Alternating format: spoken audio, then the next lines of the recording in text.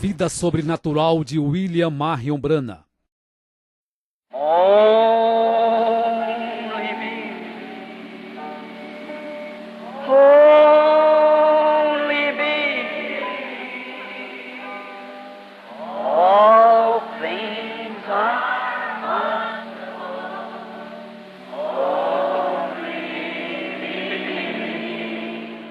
A vida, o ministério, o profeta.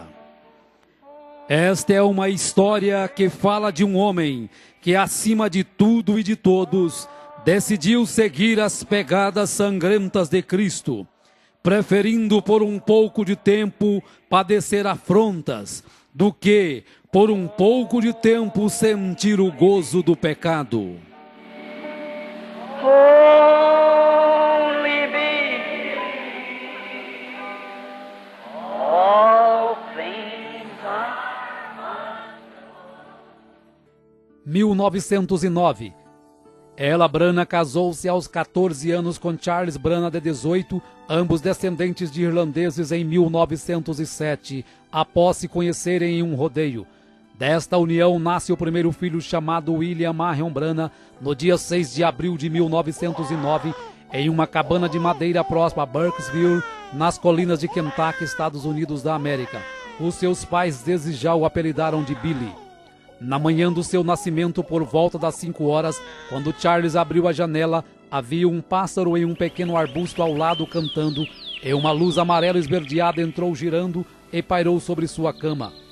A sua avó e duas vizinhas que tinham feito o parto não souberam responder para sua mãe o que era aquilo. Pensaram ser algum reflexo da luz do sol em um espelho, mas logo depois de procurarem, detectaram que não tinha o espelho ali.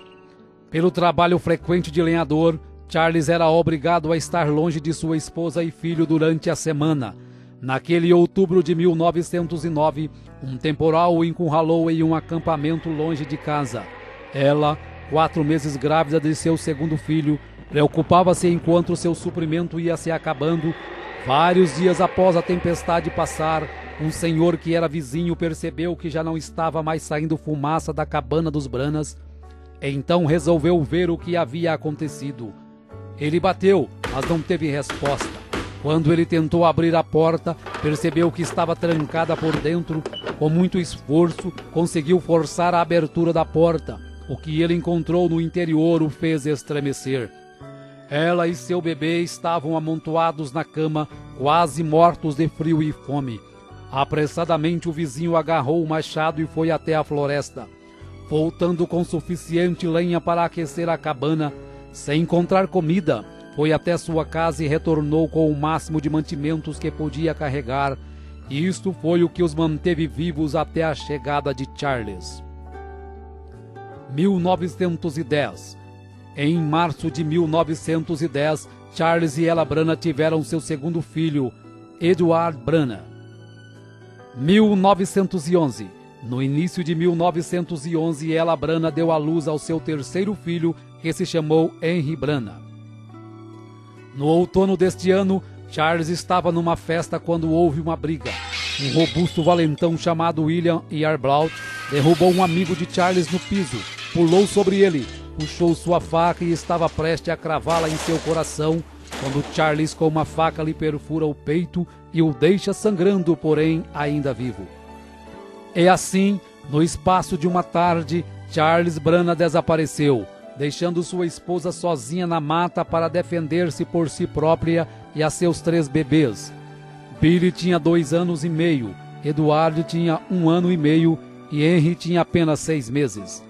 Nesta idade de 17 anos, Ella Branham percebeu que Charles havia deixado uma parte dele mesmo com ela. Ela estava grávida novamente. 1912. Na primavera de 1912, quando Billy estava com um pouco mais de 3 anos, a sua primeira visão aconteceu. Ele estava bem atrás de sua casa brincando com seu irmão mais novo, Edward. Quando ele percebeu que havia um pássaro de peito ruivo cantando em uma árvore ali perto, ele deu um passo à frente e o pássaro voou, e de onde o pássaro estava veio um som como um vento agitando as folhas. Então uma voz estrondou da árvore, uma voz humana muito clara, a qual disse: Você viverá perto de uma cidade chamada New Albany. Billy, assustado, correu e contou para sua mãe e perguntou onde era este lugar. E sua mãe logo respondeu que era uma cidade indiana, cerca de 160 quilômetros de onde moravam. Porém, sua mãe não acreditou naquela história. Várias semanas depois, chega uma carta de Charles dizendo que ele havia encontrado trabalho fixo numa cidade chamada Utica, em Indiana, e que esta cidade se localizava a 16 quilômetros a nordeste de... Ela Branagh parou repentinamente e olhou com espanto a seu filho com 3 anos de idade. Como poderia ser isto? Rapidamente Billy pergunta: Onde, mamãe? Onde é Utica? Ela disse lentamente: Billy, nós vamos morar a 16 quilômetros a nordeste de New Albany, Indiana. Em maio de 1912 nasce o 4º filho do casal, chamado Melvin Branagh. 1913. Na primavera de 1913, Charles consegue um emprego em Jeffersonville, Indiana, com um dono de destilaria. Apesar de receber pouco, tinha a vantagem de morar sem precisar pagar aluguel. Sua cabana situava numa colina de frente para o rio Ohio e a aproximadamente 5 quilômetros de New Albany. 1914. Em maio de 1914, nasce o 5º filho do casal, chamado Edgar Lee Branagh. 1916. Em setembro de 1916, Billy, com 7 anos, e Eduardo, com 6, começaram a estudar na escola Utica Pike, que era uma típica escola rural de uma única sala. A senhora Temple seria a professora deles por muitos anos. O primeiro uniforme de Billy foi uma improvisação de um paletó que era de Charles, e ela Branagh o costurou e fez umas calças. Nesta época, Billy começou a perceber que sua família era pobre, pois todas as crianças se vestiam melhor e comiam sanduíches, doce ou bolo para a sobremesa, enquanto ele comia somente feijão e alguns dias não comia coisa alguma. Nesta época, apesar de gostar muito de pescar com seus colegas, Billy foi forçado a deixar a pesca e participar do plano de seu pai de fabricar uísque escondido, pois naquele estado não era permitido o consumo de bebida alcoólica. Charles então fabricava escondido e vendia para alguns vizinhos sedentos de bebida. Numa tarde, quando Billy foi buscar água para seu pai fabricar o uísque, parou no meio do caminho para descansar à sombra de uma grande e prateada árvore de álamo. Lágrimas escorridas misturadas com poeira estavam estampadas em seu rosto quando algo aconteceu. Aparentemente parecia ser apenas o barulho do vento soprando entre as folhas da árvore. Olhou para cima e as folhas não estavam em movimento. Tampouco havia sequer sinal de vento.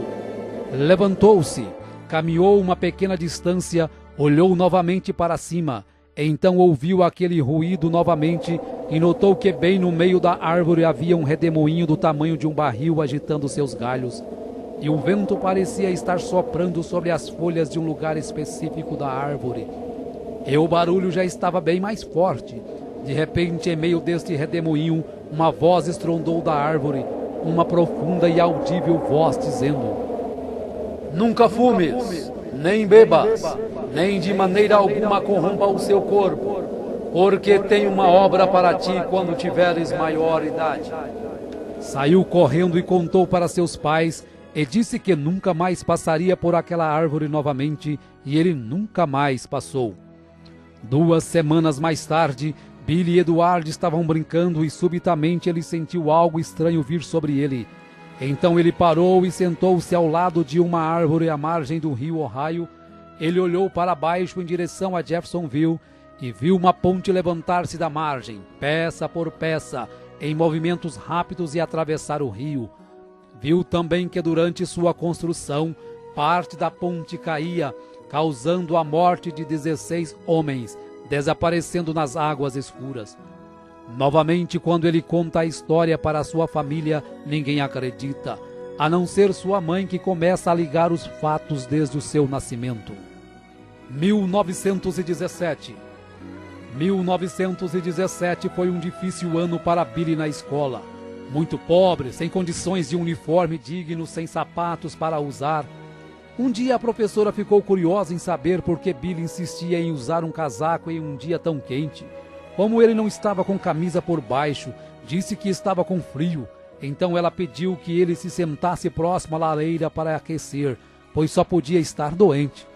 Gotas de suor formaram em sua fronte e escorriam por sua face, mas ele não contou o segredo para evitar risadinhas que já estavam sendo frequentes acerca de suas vestimentas. 1923.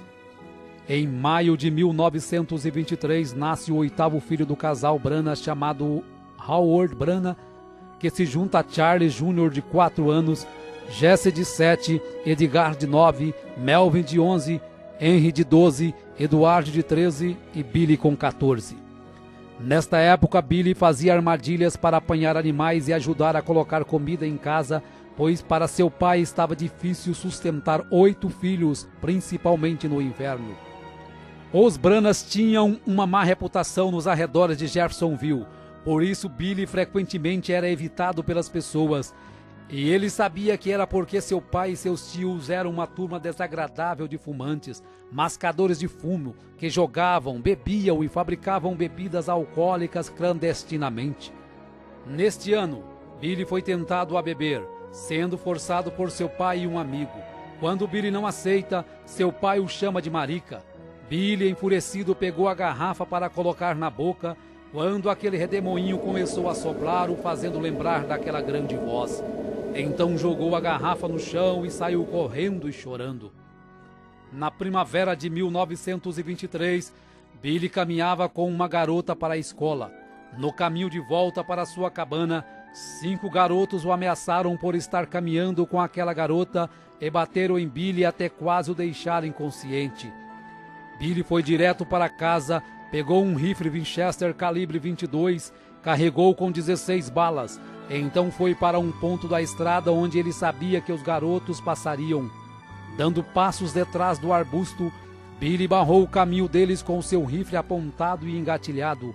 Ele disse calmamente: "Qual de vocês quer morrer primeiro?" Os 5 garotos ficaram pálidos e gritaram em terror. Billy disse: "Não choraminguem, porque todos vocês vão morrer um por um." Ele puxou o gatilho, a bala não disparou. Rapidamente Billy empurrou o ferrolho e forçou uma outra armação na câmara. E também falhou. Nesta hora, os 5 garotos já estavam gritando e correndo e pulando atrás de árvores. Billy, com toda a intenção de matá-los, manteve-se puxando o gatilho tão rápido quanto podia fazer a ação, mas cada bala falhou. Os 5 garotos tinham ido longe. Espalhadas no chão ao lado de Billy estavam 16 balas. Ele as pegou, as colocou de volta na arma. Então apontou seu rifle para uma árvore e começou a puxar o gatilho. Desta vez cada uma disparou. Billy permaneceu no meio da estrada fervendo com raiva enquanto lágrimas corriam em sua bochecha inchada. No verão daquele ano, quando terminaram as aulas, Billy foi embora para casa para nunca mais voltar à escola. Numa tarde de outono de 1923, Billy estava caminhando para casa com seu primo Jimmy Pulley, com o qual havia caçado alguns pássaros. De repente, um rifle de Jimmy disparou acidentalmente, explodindo nas pernas de Billy a queima-roupa. Então Billy caiu prostrado, gritando de dor. Jimmy caiu de joelhos e sussurrou: "Eu sinto muito, Billy." Então ele deu uma boa olhada nas pernas de seu amigo. Jimmy palideceu e disse: "Billy, não se mova, eu irei buscar ajuda." "Não, não me deixe!" Billy gritou, porém Jimmy já estava correndo como um coelho. Quando Billy olhou para suas pernas, ele ficou horrorizado ao ver que elas estavam quase partidas ao meio. Ele baixou sua cabeça para trás e tremeu de medo. Então clamou: "Deus, tenha misericórdia de mim!" Rapidamente, Jimmy estava de volta com um vizinho, o qual levou Billy ao hospital memorial do município de Clark. Billy gritava em agonia enquanto as enfermeiras cortavam grandes pedaços de carne com tesouras e limpavam a abertura ferida o melhor que podiam. Se Billy perdesse muito sangue, poderia ser fatal. Após a cirurgia, Billy dormiu por 8 horas sob anestesia. Neste intervalo, algo aconteceu. como um sonho, porém mais vívido do que um sonho. E nesta consciência ele percebeu que estava caindo através de pequenas nuvens em uma eternidade escura, afundando, afundando. Então, debilmente, já muito fraco, ele ouviu ruídos e gemidos. Assim que caía, o som aumentava até que estivesse todo ao redor dele. Gemidos e gruídos. Agora faces apareciam na escuridão, faces de mulheres, faces horrorosas com gangrenas de cor esverdeadas ao redor de seus olhos e bocas torcidas, gemendo. Billy clamou: ó Deus, tenha misericórdia de mim, tenha misericórdia. Se tu somente me permitires voltar e viver, eu prometo a ti que serei um bom garoto. E num instante ele estava de volta no quarto do hospital. Após 7 meses, as pernas de Billy não haviam melhorado. Então, na primavera de 1924, novamente é operado para retirar restos e chumbos que haviam ficado em sua perna, e desta vez a cirurgia foi um sucesso. Foi neste ano, numa de suas saídas para a floresta, que Billy descobriu a caverna de Greens Mill, onde ele se encontraria com Deus no futuro. 1926. Em meados de 1926, Billy conhece uma garota e, pensando ser diferente das outras, marca um encontro e saem para dar uma volta de carro. Parou em uma lanchonete para comprar sanduíches e, quando ele volta, encontra a garota fumando, a qual ele pensava ser uma boa moça e alguém cuja companhia seria mais apta a desfrutar. Para ele isso foi um choque. Ela o convida a fumar, porém quando ele não aceita, ela o chama de marica. Por isso ele pega o cigarro para fumar e o redemoinho novamente o impede de praticar aquilo que Deus o havia ordenado para não fazer. Nesta mesma época, quando caminhava com seu primo Jimmy, uma cigana o chama e diz que há uma luz que o segue. E explica que aquela luz é porque ele havia nascido sob um sinal muito profundo para uma chamada divina. Tais experiências permitiam que Billy soubesse que sua vida diferia das dos outros rapazes de mais formas do que apenas pobreza. 1927. Em agosto de 1927, nasce o 9º filho do casal, chamado James Branagh. Como sempre, Billy encontrou sua maior paz vagando pela floresta com seu cachorro Fritz do que saindo com garotas ou amigos. Um dia o Sr. Short, um xerife assistente local, envenenou a comida de Fritz. Billy ficou furioso. Charles o alcançou indo em direção ao posto policial com um rifle na mão, dizendo: eu vou matá-lo, papai. Charles tomou o rifle e o manteve longe dele. Billy retornou onde estava enterrado seu cachorro. Ajoelhou-se, tirou seu chapéu e disse que um dia mataria o xerife por tê-lo envenenado.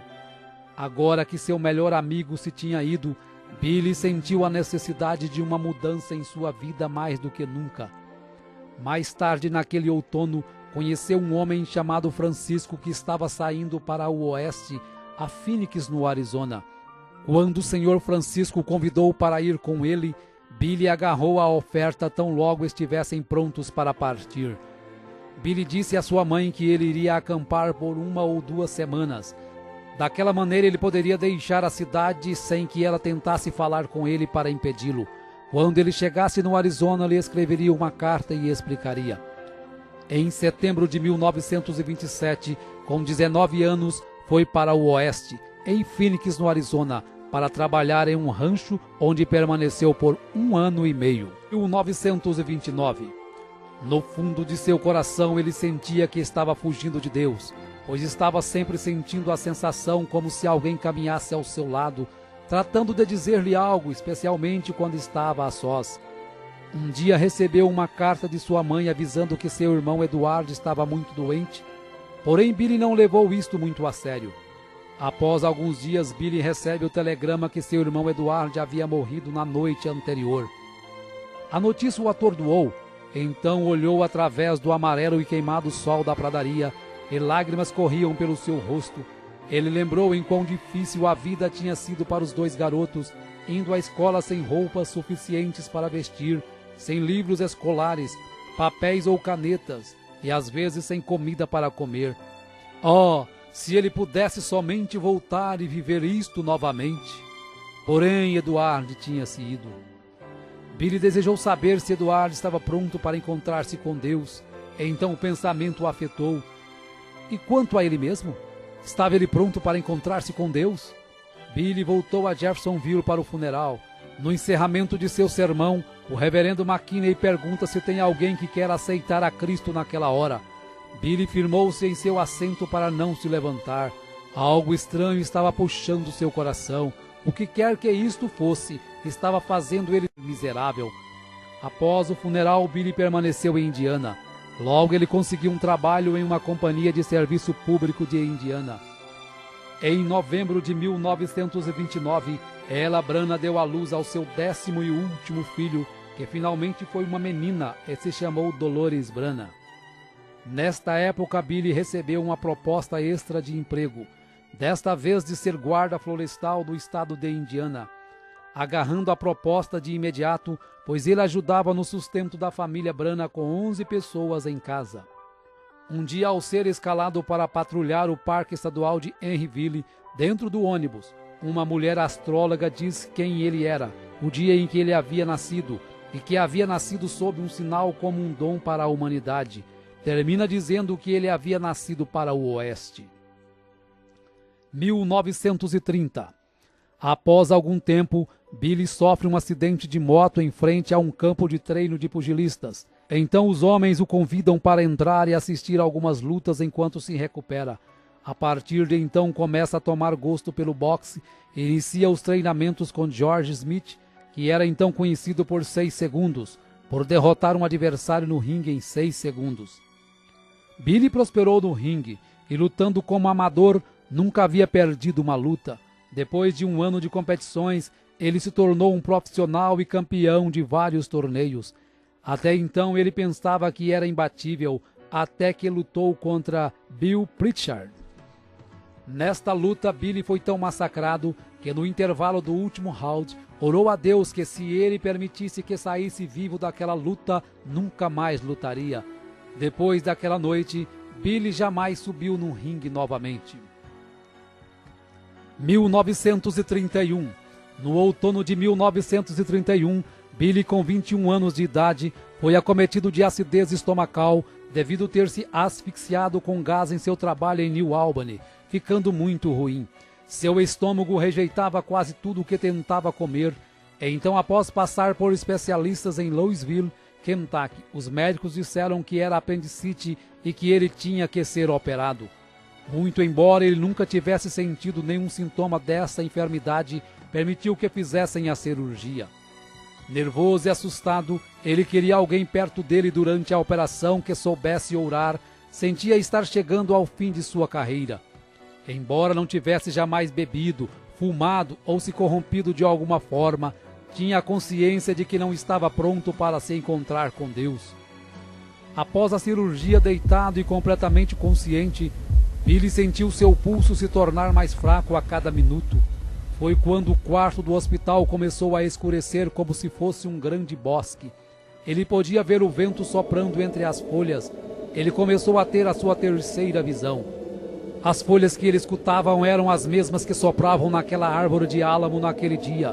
Porém, desta vez a voz disse: "Nunca bebas, nem fumes, nem corrompa seu corpo de maneira alguma. Eu tenho te chamado, porém tu não tens me atendido."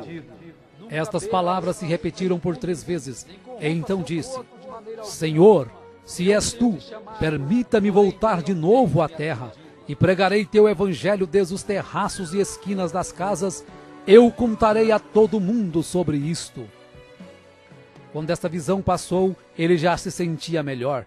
Durante o inverno de 1931, sua condição continuou piorando. Seu estômago rejeitava quase tudo o que tentava comer. Seus olhos haviam desenvolvido astigmatismo e por isso não conseguia ler sem espessas lentes. Os médicos já haviam concluído que sua condição era sem volta e prescreveu uma rígida dieta. A partir deste momento ele começou a buscar a Deus, começou a ler a Bíblia sistematicamente e quanto mais lia, mais encorajado ficava. Foi de igreja em igreja para ver se alguma fazia chamada de altar como faziam antes e para sua tristeza não encontrou nenhuma. Uma noite sentiu tanta necessidade de Deus e de uma experiência real que foi a um velho celeiro detrás da casa para orar. Logo se colocou de joelho naquela terra fria e úmida e começou a falar com Deus como se estivesse falando com qualquer pessoa. De repente apareceu uma luz âmbar brilhante na cabana e formou uma cruz. E a voz que a cruz falava ele não podia entender. E então logo aquilo se foi. Orou novamente.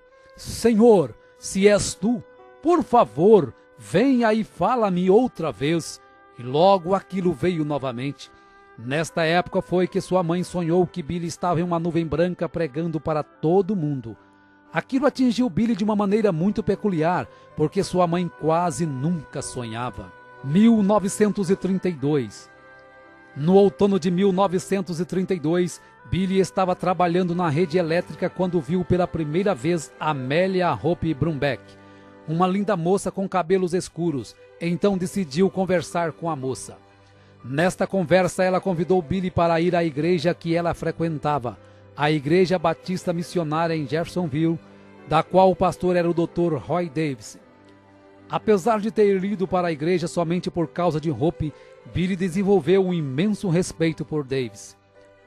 Passado algum tempo convicto nas Escrituras, Billy pediu que Davis o batizasse da mesma maneira que os apóstolos batizaram no livro de Atos. Embora contra a doutrina da Igreja Batista, o Dr. Davis batizou Billy no nome do Senhor Jesus Cristo. Meses haviam passado e a saúde de Billy só piorava. Ao ler algumas escrituras na Bíblia, correu até a casa do Dr. Davis pedindo que ele ungisse com óleo e orasse por ele, e voltou para casa regozijando e reivindicando sua cura. Naquela noite jantou feijão, cebolas e pão de milho. Sua mãe ficou esperando que ele morresse, pois o médico havia pedido para ele não comer nada sólido. Aquela comida descia para o estômago e voltava várias vezes, mas ele voltava a engolir. E assim foram por vários dias, lutando para comer, e os sintomas continuavam. Pouco a pouco, nos próximos meses, sua condição foi melhorando, até que eventualmente ele podia comer qualquer coisa que quisesse. Seu astigmatismo também melhorou, até o ponto de não precisar mais usar óculos. Ele vibrou de alegria e sua confiança na promessa de Deus aumentou. Próximo ao Natal de 1932, William Branham, com 23 anos de idade, é ordenado como um ministro do Evangelho de Jesus Cristo pelo Dr. Roy Davis. Logo depois de seu chamado ao ministério, começou a trabalhar em New Albany no setor público de saneamento. Um dia, quando estava numa casa vazia, ajoelhou e teve a visão de um senhor de cor chamado Sr. Merrill, de 65 anos, deitado numa cama de hospital, todo quebrado por ter sido atropelado. Ao contar a visão para um amigo, este o conduziu ao hospital, que estava um homem semelhante ao que Billy retratou. Chegando lá, Billy se apresentou e orou pelo homem, e de repente, milagrosamente, contra a vontade das enfermeiras e dos parentes, o Sr. Merrill se levanta e sai andando do hospital no mesmo instante, exatamente como a visão havia lhe mostrado. Numa outra visão, Billy viu uma mulher que há 17 anos não podia andar. Então Deus o encaminhou até a casa desta mulher, e quando Billy orou por ela, no mesmo momento ela se levantou de sua cama e andou. Billy foi para casa entusiasmado e contente sobre estas maravilhosas visões que estavam sendo precedidas de tais milagres. 1933. Durante 24 anos, Billy havia vagado sem objetivo algum através de sua própria solidão espiritual. Agora, pela primeira vez na sua vida, estava comendo alimento verdadeiro carregado de nutrição espiritual. No início de 1933, pregou seu primeiro sermão na Igreja Batista. Nesta época, Billy batizou sua mãe com 39 anos em nome do Senhor Jesus Cristo. Uma noite após toda a sua família estar dormindo, Billy saiu para orar e teve a visão de um homem celestial com vestes brancas. Ao contar a visão ao Dr. Davis e ao reverendo McKinney, eles aconselharam que Billy se afastasse disso, pois era obra do inimigo. Porém, Billy continuava tendo as visões e havia tomado com seriedade o novo ministério, pregava em todos os lugares que passava. Uma das primeiras pessoas que guiou a Cristo foi o Sr. Short, o oficial que tinha envenenado ao Fritz, seu cachorro de caçada. Billy pregou na Igreja Batista por apenas 3 meses, até que um desacordo por não concordar com o Dr. Davis em ordenar mulheres para o púlpito, o forçou a se desligar da Igreja Batista. Tão logo alugou um salão maçônico para as reuniões, as pessoas começaram a se converter e já o consideravam como seu pastor. Em junho de 1933, alugou uma tenda de circo para uma campanha de avivamento em Jeffersonville. No domingo antes de começar a campanha, Billy recebe as 7 visões do que aconteceria com o mundo nos próximos anos.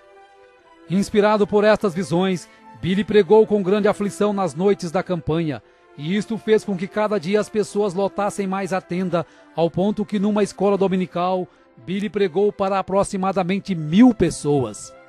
Ao terminar, fez o apelo para quem queria render sua alma a Cristo e ser batizado. Era 11 de junho de 1933. William Branham deixou a tenda rumo ao rio Ohio com mais de 1000 pessoas o seguindo.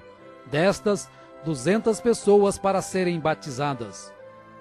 Quando o irmão Branham batizava a 17ª pessoa, uma bola de fogo desceu sobre sua cabeça e dela uma voz familiar saiu. Assim como João Batista foi enviado como precursor da minha primeira vinda, tua mensagem precursará a minha segunda vinda.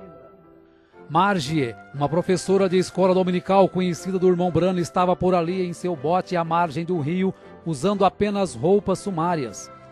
O irmão Branham pediu que ela se retirasse, porém ela começou a ridicularizar o batismo até quando viu a luz celestial e, num desespero, caiu de costas e bateu a cabeça, ficando demente para o resto da vida.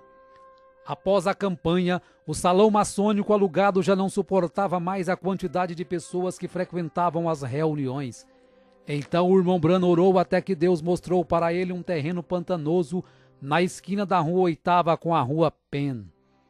Em julho de 1933, os alicerces foram levantados e a pedra angular colocada, juntamente com um tambor, com moedas, lembranças, petições e a folha da Bíblia do irmão Branham em 2 Timóteo 4, de acordo com o que o anjo mandara ler. Em setembro de 1933, é finalizada a construção do tabernáculo Branham. Mesmo tendo sua congregação, o irmão Branham continuou frequentando a Igreja Batista para escutar o Dr. Davis e principalmente para ver Hope. 1934. Após alguns meses de timidez, tentativas e mais tentativas, Billy havia encontrado na sogra uma barreira para o seu casamento. Porém, no Sr. Charles, seu sogro, ele encontrou todo o apoio para realizar o seu sonho de se casar. Billy e Hope, enfim, se tornaram noivos e após alguns meses se casaram no dia 22 de junho de 1934, ele com 25 anos e ela com 21. 1935. No dia 13 de setembro de 1935, nasce o primeiro filho do casal chamado Billy Paul, e em outubro deste mesmo ano se cumpre a primeira das 7 visões. Mussolini invade a Etiópia. Alguns dias depois, o irmão Branham se sente atraído pelos pentecostais ao assistir um de seus cultos. 1936. Em junho de 1936, quando regressava de uma pescaria, ao atravessar o rio Mishawaka, viu uma grande multidão que se reunia para os cultos. Foi aí então o seu primeiro relacionamento com os pentecostais. Eles estavam se reunindo ali para uma convenção. Eram pessoas bem expressivas. Tudo isso era novo para ele, pois não sabia que classe de pessoas era aquela. No culto da noite se apresentou como evangelista William Branham. Quanto mais aquele povo pregava, mais ele sentia que talvez havia algo nisso. Decidiu então ficar para o culto do dia seguinte. No outro dia, ao acabar de chegar, ele é convidado para trazer a mensagem da parte da manhã. Com muita timidez começa a pregar, e quando se vê está no pátio de fora com os pastores o convidando para avivamentos em vários lugares do país, pois estavam todos emocionados com sua mensagem. Ao avisar a mãe de Hope desta missão, ela o censura dizendo que são um monte de lixo e que ela não permitiria sua filha com tais pessoas. Deste modo, o irmão Branham ignora o primeiro chamado de Deus para um evangelismo a nível nacional para dar ouvidos à sua sogra. Em 27 de outubro de 1936, nasce Sharon Rose, a segunda filha do irmão Branham com Hope. Este nascimento para William Branham foi o último raio de felicidade a tocá-lo durante muitos anos, apesar de não saber. Em novembro deste ano, as escuras nuvens para William Branham começam a acumular-se. Primeiro morre sua cunhada, em seguida Charles Jr., seu irmão é morto em um acidente automobilístico. Seu pai sofre um ataque do coração em 30 de novembro de 1936, vindo morrer dias depois nos braços de William Branham. Felizmente se converte nos últimos instantes da vida. 1937. Chuvas torrenciais começaram a cair sobre Jeffersonville. Hope havia pegado uma forte pneumonia. As águas chegaram a quase 7 metros de altura na rua Spring, conforme William Branham havia visto na visão. Muitas pessoas morreram durante e após a enchente, dentre elas Hope no dia 24 de julho de 1937 e sua filha Sharon Rose no dia seguinte com apenas 8 meses de vida. Ele sentiu-se responsável por estas mortes. Seguiu aí um tempo duro e traiçoeiro de sua vida, e Satanás começou a trabalhar em sua mente. Mas ele soube vencer o inimigo dizendo: Senhor, tu as destes para mim, e tu as tomastes. Bendito seja o nome do Senhor. Se tu tomares a mim, ainda te amarei. A sua viuvez causava-lhe grande sofrimento. Sentia que a vida não tinha nada a lhe oferecer. Tudo para o qual ele vivia estava no outro lado do mundo. Em casa, estava como sua esposa havia deixado, trazendo-lhe sempre a lembrança dela. Porém, ele reconheceu que foi a vontade de Deus, pois ele tinha um plano em sua vida, e todos esses sofrimentos e tragédias pela qual ele passou, foi um propósito de Deus de lhe trazer ao lugar onde ele pudesse usá-lo. Tamanho foi o seu sofrimento e a saudade que um dia não pôde suportar. Estava em seu trabalho mexendo com alta tensão, começou a tirar a sua luva para pôr a sua mão nos fios com tensão de 2.300 volts. Mas a misericórdia de Deus o livrou, e quando acordou, estava sentado no chão ao lado do poste com suas mãos levantadas. Ele mesmo disse que Deus estava protegendo o seu dom e não a ele. Em um outro dia desses estava tão deprimido que tirou um revólver e disse: Senhor, eu não posso aguentar mais.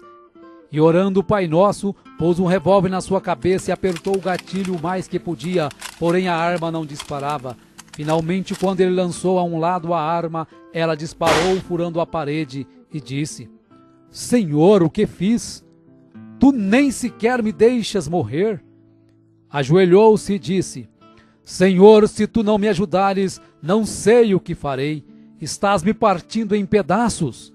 De repente caiu num profundo sono onde teve a visão da sexta dimensão, onde ele viu sua pequena Sharon, já uma bela jovem com mais ou menos 18 anos, e sua esposa Hope em seu palácio. E quando ele se aproximou, ela lhe mostrou a cadeira que ele não pôde pagar e os credores haviam lhe tirado lá na terra. Então ela disse que esta estava paga.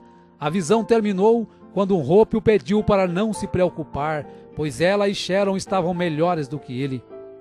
O rio Ohio efetivamente tinha medido aproximadamente 7 metros por cima da rua Spring durante a inundação de 1937. Exatamente como o anjo lhe tinha mostrado que seria, o tabernáculo Branham, o qual não estava longe, também tinha recebido um batismo. Quando as águas baixaram, todos os móveis do tabernáculo estavam virados para cima, a não ser o púlpito, que se posicionou de volta no lugar exato em que estava, na posição vertical e voltado para a congregação. A noite anterior à inundação, Billy tinha deixado sua Bíblia aberta na parte superior do púlpito. Quando ele finalmente conseguiu retornar para inspecionar o dano, descobriu que sua Bíblia estava exatamente onde a tinha deixado, ainda aberta na mesma página. Billy tomou isto como um sinal de Deus. Embora as circunstâncias externas de sua vida estavam em desordem, a palavra de Deus que ele pregava permanecia sempre fiel e estável. 1939. Em 1º de setembro de 1939, se cumpre a segunda das 7 visões que William Branham havia recebido em 1933.